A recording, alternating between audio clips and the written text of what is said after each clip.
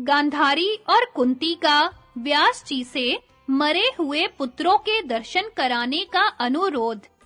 जन्मेजय ने पूछा, ब्राह्मण, धृतराष्ट्र के आश्रम पर पांडवों के रहते परम तेजस्वी व्यास जी ने जो आश्चर्यजनक घटना दिखाने की प्रतिज्ञा की थी, वह किस प्रकार हुई, यह बताने की कृपा कीजिए। वैशंपायन जी ने कहा, राजन, पांडव धृतराष्ट्र की आज्ञा से भांति-भांति के भोजन करते हुए बड़े सुख से उनके आश्रम पर रहने लगे। उन्होंने 1 मास तक उस तपोवन में निवास किया था।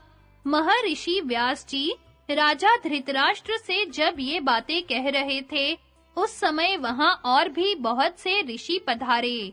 उनमें नारद, पर्वत, देवल, विश्वावसु, तुम्बुरु और चित्रसेन भी थे।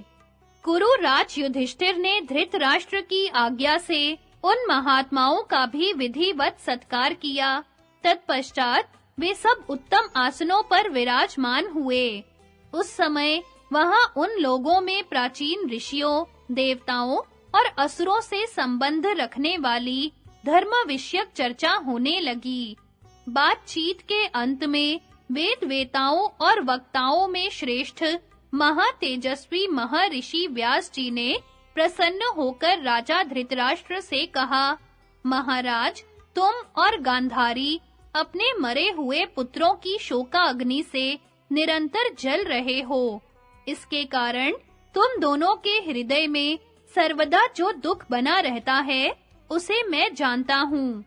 कुंती और द्रौपदी के हृदय में भी वही दुख है तथा श्री कृष्ण की बहन अपने पुत्र अभिमन्यु के मारे जाने का जो तीव्र दुख सहन कर रही है, वह मुझसे छिपा नहीं है।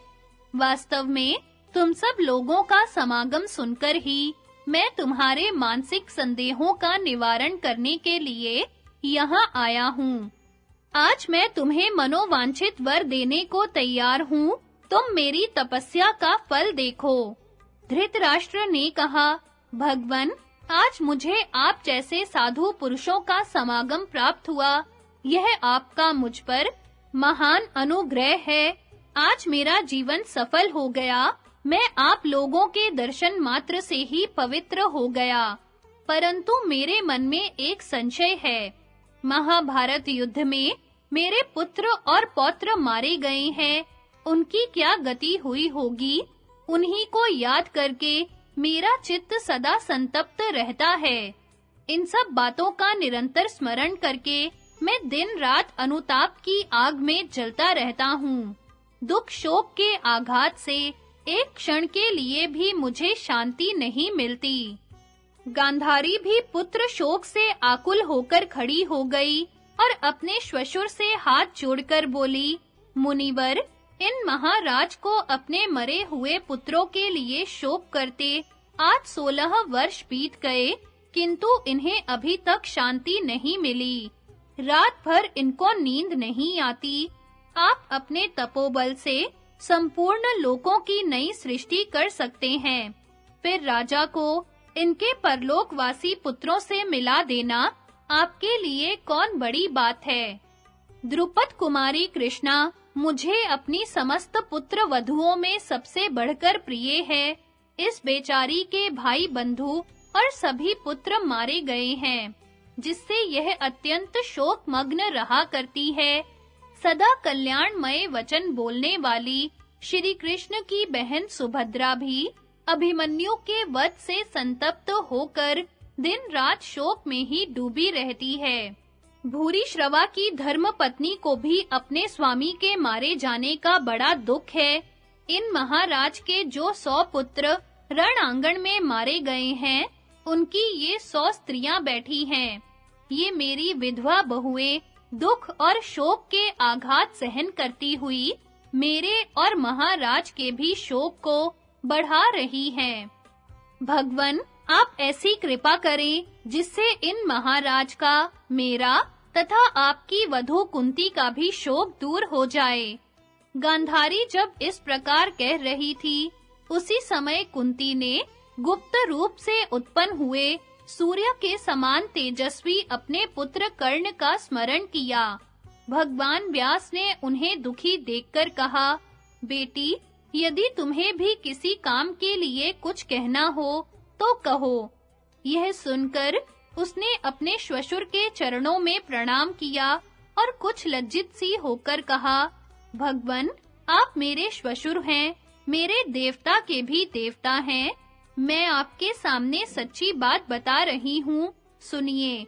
एक समय की बात है, परम क्रोधी महर्षि दुर्वासा मेरे पिता के यहाँ भिक्षा के लिए आए थे। मैंने उन्हें अपनी की हुई सेवाओं के द्वारा संतुष्ट कर लिया। मेरा बर्ताव पवित्र और हृदय शुद्ध था। मेरे द्वारा उनका कोई अपराध नहीं हुआ। इससे संतुष्ट होकर वे महामुनि मुझे वरदान देने लगे। उन्होंने कहा, मेरा दिया हुआ वरदान तुम्हें अवश्य स्वीकार करना पड़ेगा। उनकी बात सुनकर मैं शाप के डर से बोली, आपकी जो आज्ञा है वो मुझे स्वीकार है।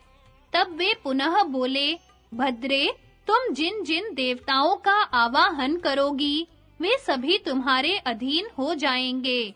यूं कहकर वे अंतर्धान हो गए। यह सुनकर मैं बड़े आश्चर्य में पड़ गई। किसी भी अवस्था में उनकी बात मुझे भूलती नहीं थी। एक दिन मैं अपने महल की छत पर खड़ी थी। उसी समय सूर्य देव का उदय हुआ। महर्षि दुर्वासा के वचनों का स्मरण करके मैं चाह भरी दृष्टि से उनकी ओर देखने लगी। इतने में भगवान सूर्य मेरे पास आकर खड़े हो गए। उन्हें देखकर मैं कांप उठी। उन्होंने आते ही कहा, देवी, मुझसे कोई वर मांगो। किंतु मैंने उनके चरणों में प्रणाम करके कहा, भगवन, मुझे कुछ नहीं चाहिए। आप कृपा करके चले जाइए। वे बोले, देवी, मेरा आवाहन व्यर्थ नहीं हो सकता। तुम कोई ना कोई वर अवश्य मांगो, अन्यथा मैं तुम्हें और तुम्हारे वरदाता ब्राह्मण को भी भस्म कर डालूंगा। तब मैंने कहा, भगवन, मुझे आपके समान पुत्र पैदा हो। इतना कहते ही सूर्य देव मुझे मोहित करके अपने तेज के द्वारा मेरे शरीर में प्रविष्ट हो गए। तत्पश्चात बोले, देवी, तुम्हें एक पुत्र उत्पन्न होगा। यूं कहकर वे आकाश में चले गए। तब से मैं इस वृत्तांत को पिताजी से गुप्त रखने के लिए महल के भीतर ही रहने लगी, और जब गुप्त रूप से पुत्र उत्पन्न हुआ तो उसे मैंने पानी में बहा दिया। वही मेरा कर्ण था। उसके जन्म के बाद मैं पुनः भगवान सूर्य की कृपा से कन्या भाव को प्राप्त हो गई। मेरा वह कार्य पाप हो या अपाप मैंने आपके सामने प्रकट कर दिया। इस समय मैं अपने उसी पुत्र कर्ण को देखना चाहती हूँ। कुंती के इस प्रकार कहने पर व्यास जी ने कहा, बेटी, तुमने जो कुछ कहा है वह सब सत्य है। ऐसी ही होनहार थी। इसमें तुम्हारा कोई अपराध नहीं है। देवता लोग अणिमा आदि ऐश्वर्यों से संपन्न होते हैं, अतः दूसरे के शरीर में प्रविष्ट हो जाते हैं। वे संकल्प, वचन, दृष्टि, स्पर्श और हर्षोत्पादन मात्र से भी पुत्र उत्पन्न कर सकते हैं। देव धर्म के द्वारा मनुष्य धर्म दूषित नहीं होता। ऐसा जानकर तुम अपनी मानसिक चिंता का त्याग कर दो।